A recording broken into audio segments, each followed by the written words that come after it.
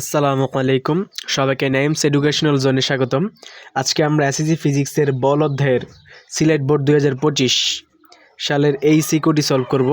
দেখো এখানে কি দিছে, যে দুইটা এ বস্তু এবং বি বস্তু দেওয়া আছে এবং এ বস্তু এবং বি বস্তু পরস্পরের দিকে গতিশীল। দেখো এ বস্তুটা ডান দিকে 20 মিটার পার সেকেন্ড বেগে গতিশীল এবং বি বস্তুটা এ বস্তুর দিকে অর্থাৎ বাম দিকে 10 মিটার পার সেকেন্ড বেগে গতিশীল। এবং বলে দেওয়া হয়েছে যে এ বস্তুর ভর হচ্ছে 600 কেজি এবং বি বস্তুর ভর হচ্ছে 400 কেজি, এটা বলে দেওয়া আছে। এবং অ্যাটলিস্ট বলে দিয়েছে যে বস্তুদ্বয়ের সংঘর্ষের পর মিলিত বেগ এ এর গতির দিকে 8 মিটার পার সেকেন্ড। তার মানে এই দুইটা বস্তু যখন সংঘর্ষে লিপ্ত হয়েছে তখন দুইটা বস্তু মিলিত আকারে একই দিকে চলতে শুরু করছে এবং ওই দিকটা কোন দিকে? এর দিকে, তার মানে এইদিকে তারা চলতে শুরু করছে এবং এইদিকে তাদের বেগ কত? 8 মিটার পার সেকেন্ড। এইটা হচ্ছে আমাদের উদ্দীপক, ঠিক আছে। এখন উদ্দীপকে প্রশ্নগুলো কি বলছে দেখো এখানে, এই যে কত সময় পর বস্তুদ্বয়ের সংঘর্ষ হবে, কত সময় পর বস্তুদ্বয়ের সংঘর্ষ হবে। তাহলে আমরা আগে গটা করি। দেখো দেওয়া আছে বস্তুদ্বয় এবং আরেকটা জিনিস দেওয়া আছে এখানে, দেখো বস্তুদ্বয়ের মধ্যবর্তী দূরত্ব হচ্ছে 300 মিটার, বস্তুদ্বয়ের মধ্যবর্তী দূরত্ব 300 মিটার, বুঝতে পারছি। তাহলে আমরা ডাটাগুলো লিখি আগে, যে এখানে গতে দিছে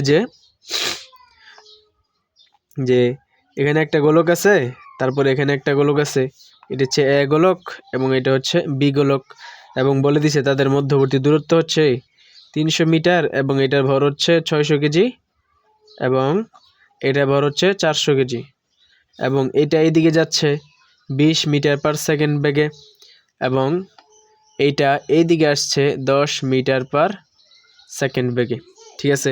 এই হচ্ছে আমাদের উদ্দীপক। এখন এই উদ্দীপকের মাধ্যমে আমরা কী বের করব? এই দুটো বস্তু কত সেকেন্ড পরে সংঘর্ষে লিপ্ত হবে সেটা বের করব, ঠিক আছে। আমি ধরি এ বস্তুদ্বয় টি সেকেন্ড পরে সংঘর্ষে লিপ্ত হবে, টি সেকেন্ড পর সংঘর্ষে লিপ্ত হয়। তাহলে দেখো এই দুইটা গাড়ি কিন্তু একই সময়ে নিজস্ব স্থান থেকে যাত্রা শুরু করছে এবং টি সেকেন্ড দুইটা গাড়ি কি নির্দিষ্ট পথ অতিক্রম করছে, ঠিক আছে। আমি ধরে নিব যে টি সেকেন্ডে এই এ বস্তুটার অতিক্রান্ত দূরত্ব হচ্ছে এক্স মিটার। এ বস্তুটার অতিক্রান্ত দূরত্ব কত মিটার ভাইয়া? এক্স মিটার ধরছি, ঠিক আছে। এখন এই টি সেকেন্ডে যদি এ বস্তুটা এক্স মিটার দূরত্ব অতিক্রম করে, তাহলে এই বি বস্তুটা এই একই টি সেকেন্ডে কতটুকু দূরত্ব অতিক্রম করবে? 300 মাইনাস এক্স না? এতটুকু দূরত্ব যদি হয় এক্স, এখান থেকে এখানে দূরত্ব যদি হয় এক্স মিটার, তাহলে এতটুকু দূরত্ব কি হবে? পুরোটা যেহেতু 300, তার মানে এখান থেকে এতটুকু দূরত্ব হবে 300 মাইনাস এক্স। তাহলে এ বস্তু যদি অতিক্রম করে এক্স মিটার, তাহলে বি বস্তুর জন্য থেকে যায় কতটুকু? 300 মাইনাস এক্স মিটার। তো এ বস্তু এক্স মিটার অতিক্রম করলে বি বস্তু অতিক্রম করবে 300 মাইনাস এক্স মিটার, ঠিক আছে। এটার মাধ্যমে আমরা সমীকরণ তৈরি করবো, ঠিক আছে। এখানে যেহেতু সমবেগ দেওয়া আছে, দেখো বেগের এককটা কিন্তু মিটার পার সেকেন্ড দেওয়া আছে, তার মানে এটা সমবেগ, ঠিক আছে। তো সমবেগের সূত্র পেলাম আমরা। তো এক্ষেত্রে দেখো এ বস্তুর ক্ষেত্রে অতিক্রান্ত দূরত্ব এক্স ইজিক্যাল টু কি লিখতে পারি? ভিটি, তাই না? তাহলে এখানে ভিটিটা কত? এক্স ইজিক্যাল টু ভি এর মান কত? এ বস্তুর জন্য ভি এর মান হচ্ছে ভি, আর টিটা তো আমরা বেরি করবো, তো টি রাখি এখানে, এই যে 1 নং সমীকরণ, ঠিক আছে। আবার বি বস্তুর ক্ষেত্রে চিন্তা করো, বি বস্তুর অতিক্রান্ত দূরত্ব কত? বি বস্তুর অতিক্রান্ত দূরত্ব হচ্ছে 300 মাইনাস এক্স, তাই না? এই যে দেখো বি বস্তুর অতিক্রান্ত দূরত্ব কত নিয়েছিলাম? 300 মাইনাস এক্স। তাহলে আমরা 300 মাইনাস এক্স নিলাম, 300 মাইনাস এক্স। তো ইজিক্যাল টু কী হবে? বি বস্তুর বেগ এবং সময়ের গুণফল। তো বি বস্তুর বেগ হচ্ছে 10 আর সময় হচ্ছে কত? টি। তো এটা হচ্ছে 2 নং সমীকরণ। এখন এই দুইটা সমীকরণ আমি কিন্তু যোগ করে দেবো, ঠিক আছে ভাইয়া।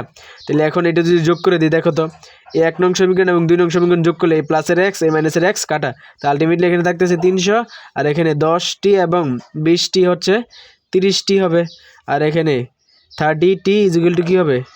300, and t ইজিক্যাল টু কী হবে? 300 ডিভাইড বাই 30। তাহলে 30 দিয়ে এটা কাটলে কত হবে? 3 10 30, তো 10 সেকেন্ড। তার মানে বস্তুদ্বয় পরস্পর কত সেকেন্ড পরে সংঘর্ষে লিপ্ত হবে? বস্তুদ্বয় পরস্পর কত সেকেন্ডে পরে ভাইয়া সংঘর্ষে লিপ্ত হবে? 10 সেকেন্ড, বুঝতে পারছি। দেখো এখানে বলছে কত সময় পর বস্তুদ্বয় সংঘর্ষ হবে, তার মানে 10 সেকেন্ড পরে বস্তুদ্বয়ের সংঘর্ষ হবে। এটাই কি আমাদের আনসার, ঠিক আছে। তারপর আমরা ঘতে যাই। ঘতে কি বলছে দেখো, এখানে বলছে যে উদ্দীপকের ঘটনা ভরবেগের সংরক্ষণশীলতার সূত্র মেনে চলে, বিশ্লেষণ করো। তো ভরবেগের সংরক্ষণশীলতার সূত্রটা কি আমরা জানি তো, তাই না? ভরবেগের সংরক্ষণশীলতার সূত্রটা হচ্ছে সংঘর্ষের পূর্বে যে দুইটা বস্তু সংঘর্ষে লিপ্ত হয়েছে ওই দুইটা বস্তুর মোট ভরবেগের সমষ্টি এবং সংঘর্ষের পরে ওই দুইটা বস্তুর মোট ভরবেগের সমষ্টি যদি সমান হয় তবেই তারা ভরবেগের সংরক্ষণশীলতার সূত্রটা মেনে চলছে আমরা বলতে পারবো। ঠিক আছে, তার মানে আমাদেরকে প্রমাণ করতে হবে যে m1 u1 plus m2 u2 is equal to m1 b1 plus m2 v2। ঠিক আছে, এই সমীকরণটা আমাদেরকে প্রমাণ করে দেখাইতে হবে। ঠিক আছে, কারণ আমি একটু বস্তুগুলো লিখতেছি। বস্তুগুলো এটা ভর হচ্ছে 600 কেজি, এইটার ভর হচ্ছে 400 কেজি। এখন এইটার বেগ এই দিকে হচ্ছে 20 মিটার পার সেকেন্ড। ঠিক আছে, আমি এই দিকটাকে যদি পজিটিভ নেই তার বিপরীত দিকটা কিন্তু নেগেটিভ নিতে হবে। ঠিক আছে, এটা যেহেতু বি বস্তু, এটা যেহেতু এ বস্তু, তো বি বস্তুর বেগ এই দিকে 10 মিটার পার সেকেন্ড। ঠিক আছে, তো এখন এইটাকে যদি আমি পজিটিভ নিছি, এই দিকটাকে যেহেতু আমি পজিটিভ নিছি, তার মানে বিপরীত দিকটাকে কি নিতে হবে? নেগেটিভ। তার মানে এই বেগটা কি হবে? মাইনাসের হবে। এই বেগটা কি হবে ভাইয়া? মাইনাসের। 10 মিটার পার সেকেন্ড। কেন মাইনাসের? কারণ এই দিকটাকে পজিটিভ নিছি, তাহলে এই দিকটা কি হবে? এই দিকটা নেগেটিভ হবে। ক্লিয়ার? তাহলে এই ডাটাগুলো আমাদের আছে। এবং এটা হচ্ছে সংঘর্ষের পূর্বে এবং সংঘর্ষের পরে বলছে যে বস্তুদ্বয়ের মিলিত বেগ কত? 8 মিটার পার সেকেন্ড। এবং 8 মিটার পার সেকেন্ড আমরা ধনাত্মক নিব। কেন ধনাত্মক নিব? কারণ বলে দিছে যে এই 8 মিটার পার সেকেন্ডটা হচ্ছে এ বস্তুর দিকে, তো এ বস্তুর দিকটা আমি পজিটিভ ধরছি, এজন্য 8 মিটার পার সেকেন্ডের ভ্যালুটা কী ধরবো? আমরা পজিটিভ ধরবো। ক্লিয়ার হয়েছে? এখন আমরা কি করবো এখানে? এইটা দেখবো যে সংঘর্ষের পূর্বে মোট ভরবেগ হিসাব করব। ঠিক আছে, এখন সংঘর্ষের পূর্বে মোট ভরবেগ হিসাব করি। সংঘর্ষের পূর্বে তো সংঘর্ষের পূর্বে মোট ভরবেগ কি হবে?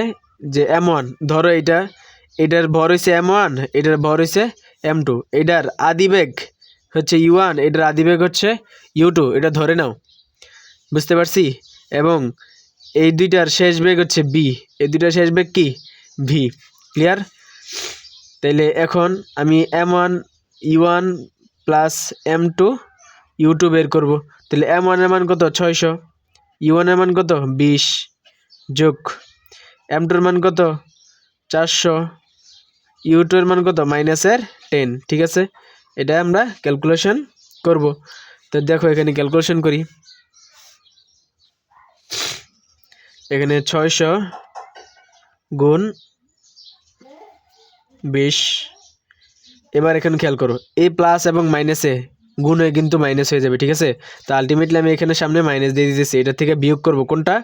এই যে 400 ইন্টু 10, এই ভ্যালুটা। এখানে প্লাসে মাইনাসে মাইনাস, এই জন্য আমি এখানে মাইনাস দিচ্ছি। বুঝতে পারছি ক্যালকুলেটারে? তো 800 আসতেছে, কত আসতেছে? 8000, সরি, আমাদের আসতেছে 8000। ঠিক আছে, তো ভরবেগের একক হচ্ছে কি? KG metre per second. এটাই কি? ভরবেগের একক। তো সংঘর্ষের পূর্বে মোট ভরবেগ আছে এত, তো সংঘর্ষের পরে বের করি। সংঘর্ষের পরে মোট ভরবেগ, সংঘর্ষের পরে বের করব কি? m1 v plus m2 v। কেন v লিখছি? কারণ v1 এবং v2 মান দুইটার ক্ষেত্রে কি সেম, কারণ তারা মিলিত আকারে একই বেগে চলতেছে। দুইটা কি? মিলিত হয়ে একই বেগে এই দিকে ডান দিকে চলতেছে। বুঝতে পারছি? এজন্য দুইটার বেগে কি? v1 এবং v2 মান কি? সেম। এখানে v1 is equal to v2 is equal to কি? v।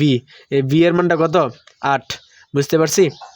তাহলে এখানে আমরা দুইটা v1 v2 বদলে আমি শুধু v দিব, তাহলে এখানে vটা কমন যায়, m1 প্লাস m2। ঠিক আছে, তাহলে vটার মান হচ্ছে 8, আর এটার দেখো এই m1 হচ্ছে 600 আর m2 হচ্ছে কত? 400। বুঝতে পারতেছো? মিলে যাবে যে 8 এই দুটো যোগ করলে কত হবে? 1000 হবে।